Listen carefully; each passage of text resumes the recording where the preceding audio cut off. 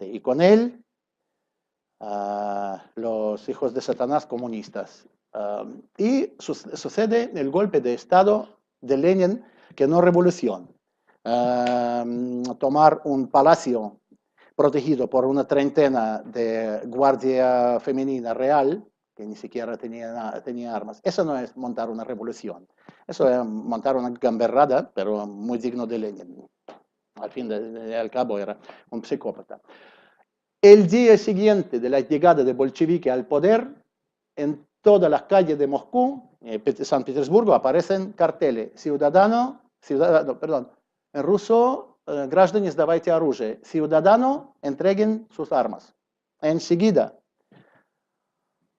pocos días después, empieza el llamado Krasny Terror, terror rojo, ideado por Lenin y Trotsky,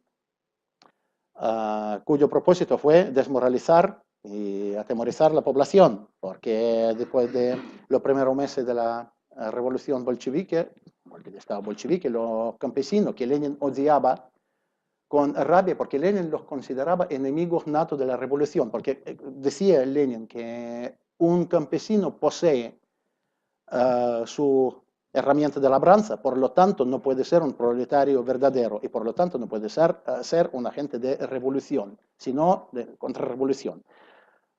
Como resultado, Lenin ya, no Stalin, Lenin empieza a montar primera hambruna artificial. Lenin, no Stalin, cuando la izquierda, con la belleza que la caracteriza, empieza a hacer de Stalin la cabeza de turco precisamente para blanquear a Lenin. Solzhenitsyn, que yo tenía la gran suerte y privilegio de conocer personalmente, decía que esto es una canallada textualmente. Intentar blanquear a Lenin echándole la culpa a Stalin. Stalin era menos malvado incluso que Lenin, porque Lenin solo gobernó unos poquitos años, murió 6 años después de su llegada al poder. Consiguió cepillarse 3 millones de personas, más o menos. Stalin gobernó muchísimo más que Lenin. Por lo tanto, intentar blanquear a Lenin, como decía Alexander Saevich Solzhenitsyn, es una canallada. Y Trotsky, evidentemente. Trotsky, creador y jefe del Ejército Rojo. Lenin no consiguió desarmar la población rusa, sobre todo rural, no tenía suficiente fuerza militar. Se desarmaron las grandes ciudades, San Petersburgo, luego Kiev, la capital, Moscú. Y los campesinos seguían con sus armas, no se podía desarmarlos. Y eso dio pie a varios levantamientos en la época de Lenin, de campesinos de Tambov, campesinos de Tver. Hubo varios levantamientos de campesinato, de los cuales no aprenderéis en los libros de historia que se publican en España, evidentemente, pero hay bastante documento, sobre todo Archipiélago Gulag de Solzhenitsyn, que hablan del tema de forma muy detallada.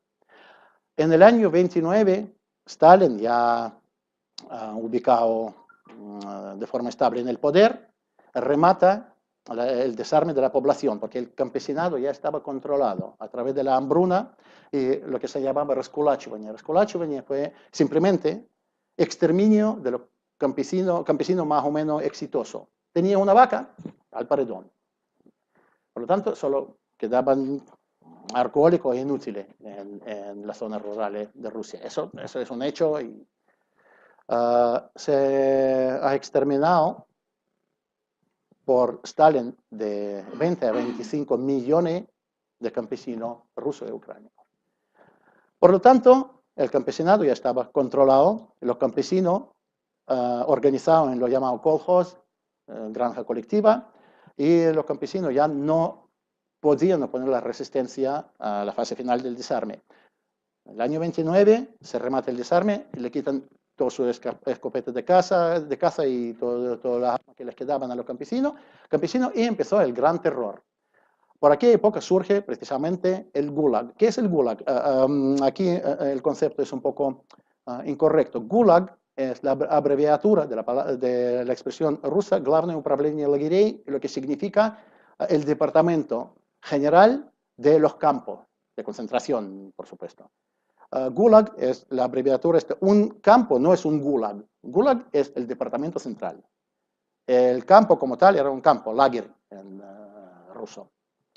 Y a partir del año 29 se monta una serie de campos, ¿no? una multitud de campos de concentración, ya contra la población absolutamente desarmada e indefensa. A partir de entonces, la población soviética no tenía armas de fuego, salvo en Siberia. Yo personalmente, cuando con 15 años viajé por Siberia, había mucha gente con armas de fuego de caza, porque había oso, lobo, etc. O sea, la vida en Siberia era distinta. Y las manos sangrientas de las autoridades centrales comunistas no llegaban tanto a aquellas tierras. Claro, los campos de exterminio estaban en Siberia, pero estaban confinados en sí, los campos. Es decir, que la población que vivía fuera de los campos no estaba tan controlada como la población central. Bien, esto es en cuanto a la Unión Soviética y todo el campo de acuerdo de Varsovia, es decir, la hegemonía soviética. Os cito un poco de lo que decía Lenin sobre tenencia de armas. Decía Lenin, un hombre con arma puede controlar a 100 sin armas. Hay que implementar el registro masivo y ejecuciones de poseedores de armas. Eso decía Lenin. Stalin dijo en el año 29, si la oposición se desarma bien, si no, la desarmamos nosotros.